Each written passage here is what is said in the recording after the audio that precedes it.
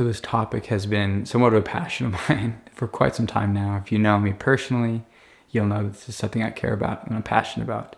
And the reason it first came up was I was leaving a job that I was on call 24/7, and we're about to have our first daughter. And I started to ask questions like, is this thing the best thing for me? Is my smartphone the best thing for me? How can I check to make sure my usage is actually the best thing for my vocation, for my wife, for my daughter, and just for me as a person? And I came to see that that may not be the case. So there's a few reasons I think that they're a problem.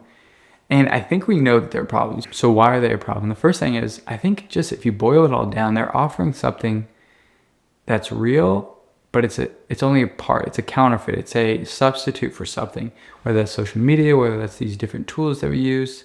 And that can be technology to a large degree. But when we're looking at our smartphones, they're giving us something that we desire.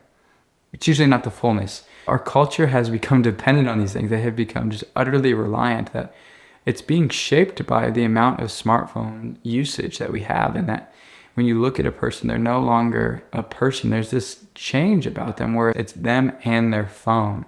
It's eerily similar to that movie Her, where people are walking around with this other part of them. There's so many people that can't even imagine a reality without them. They can't imagine their life without their smartphone. If they lose their smartphone or if they misplace their smartphone, they can't function, and that's an issue. Because you're no longer just a human. You are something different. You are a human that needs a smartphone. And some people even talk about how when we get that chip in our brain, that'll be transhumanism's first step. But to some degree, we're already at transhumanism. The fact that your smartphone makes you more to some degree than a human, but also in a lot of ways less than human.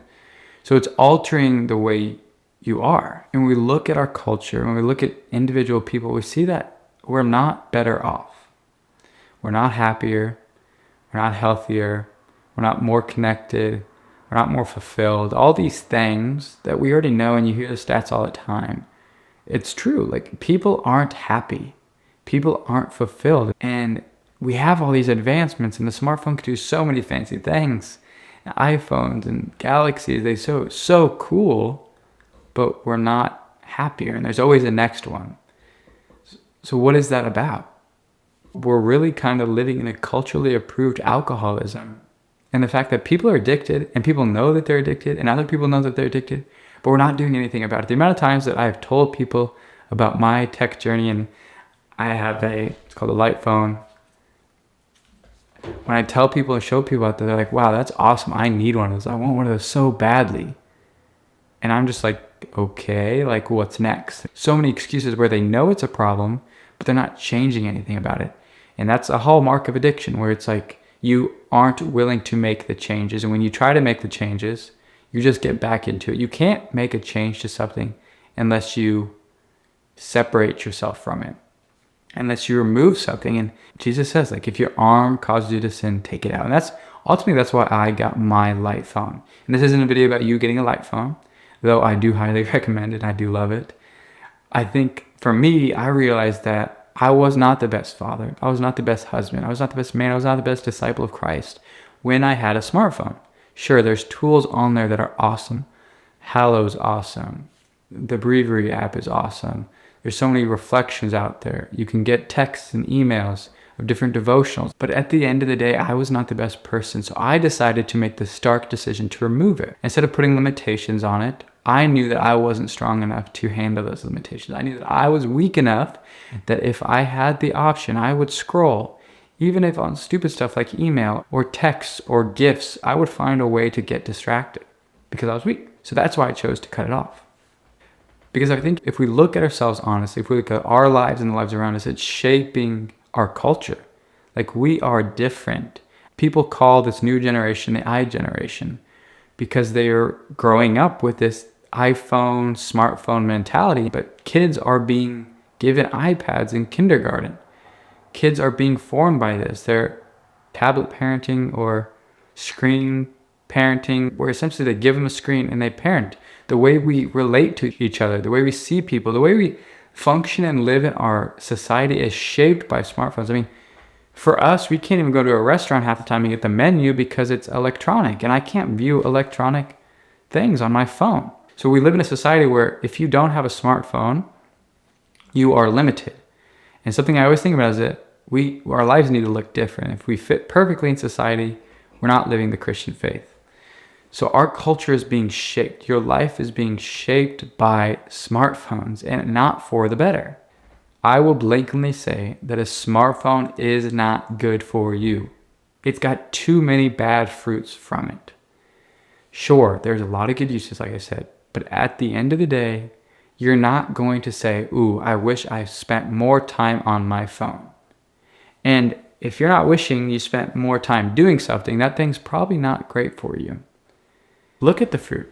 Authentically reflect on your life. And like I said, I think it's a step towards transhumanism already. And I'm not going to sit here and talk about a big theory about transhumanism, what they want to do in the one consciousness. I know about that stuff to a degree, but that's not something I'm even going to bark. I'm just looking at the here and now.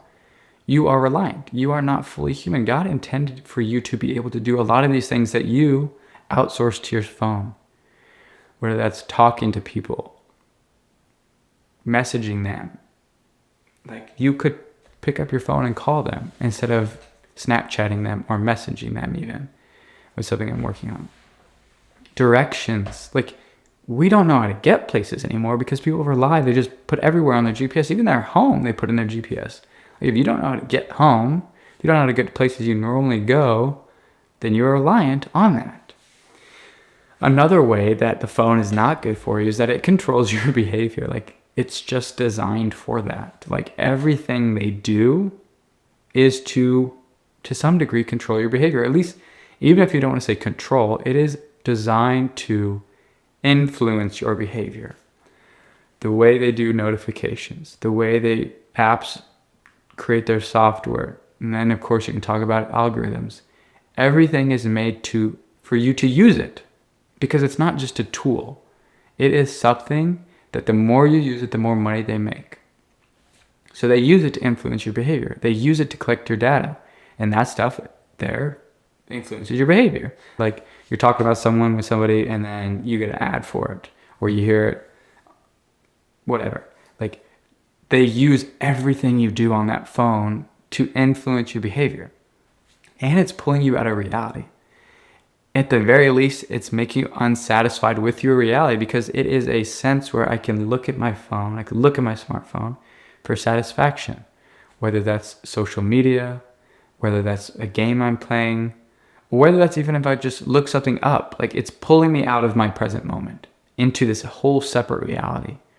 It's making it so, like, anytime I have a question, instead of thinking about it, I just go to my smartphone. Or anytime I want to decide where to go to eat, instead of talking about it or asking friends for recommendations, I go to my smartphone. It is a subverting outsourcing that makes us less human. You are not your full self when you're using your smartphone. Like, people, honestly, when they look at times they haven't had their smartphone, they're usually like, wow, that was amazing. That was great. I used to teach high schoolers, and they would always do a retreat where they didn't have their phone for 4 days. And after those 4 days, they were talking about how much they enjoyed it. And actually, they didn't miss it that much. And they authentically enjoyed not having it. But within 2 hours, within 30 minutes, they're back addictively using their smartphones again. There's an issue, and people know there's an issue, but we're not willing to make a change. So it's time to make an honest reflection of your life. You can't break an addiction without some separation. So you need to do something to separate. And you need to stop making excuses. I have a lot of conversations with people that I see out in public, that I meet, that talk about how that is awesome for you, but I couldn't do that because I need it for work. I need it for life. I need it for whatever it is, but you can. I think there are very, very few jobs that authentically need a smartphone. If you need access to your email, you can have a laptop, you can have a tablet. If you need access to some database, you can have a laptop, you can have a tablet.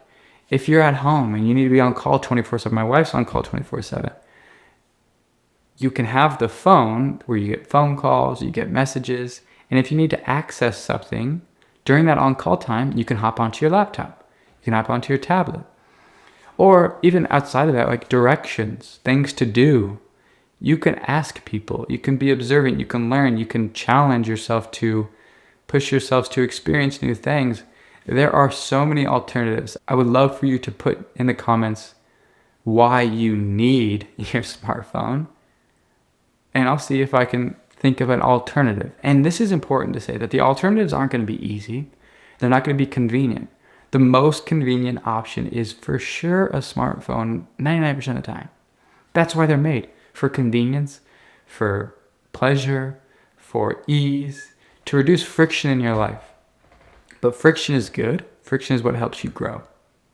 And if you're sitting there saying you need it, I just ask you to reflect, what does it mean to need a smartphone for your life?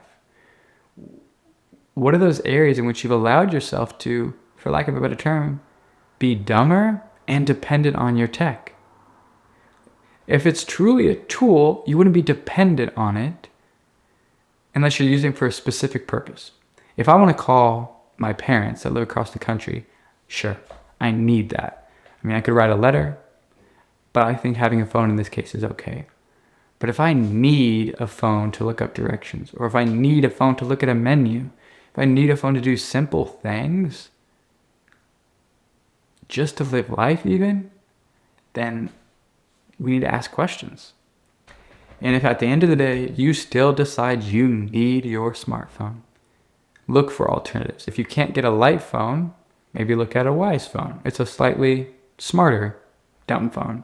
If you can't get a wise phone, look at a Gab phone. There's lots of alternatives. If you're like, no, I want my iPhone, I want my Galaxy, then dumb it down as much as possible. There's lots of different ways. One way that's pretty awesome, it's called the brick. It's like a little 3D printed piece of plastic. You have it somewhere, preferably at your home.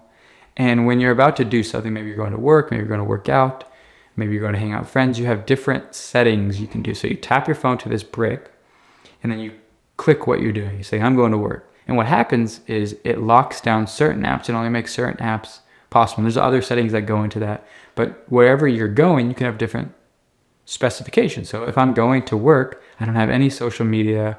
I just have my email, my text messages, and the internet maybe. Great.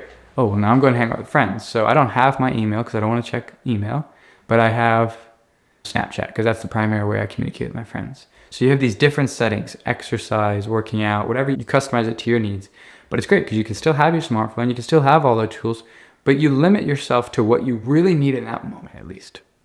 So that's a good option. Another good option is having a friend or significant other put a password for screen time and severely limit stuff.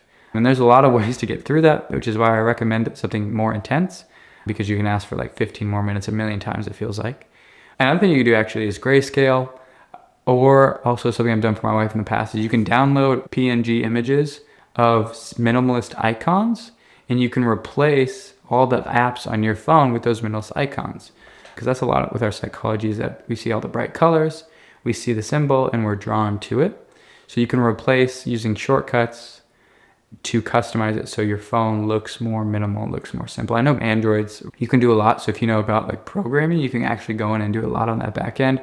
iPhones are not built for people to actually customize it. They want you to use it. So there's lots of ways to get around things. But there's alternatives out there. And I challenge you to find an alternative. Try screen time. Try the brick.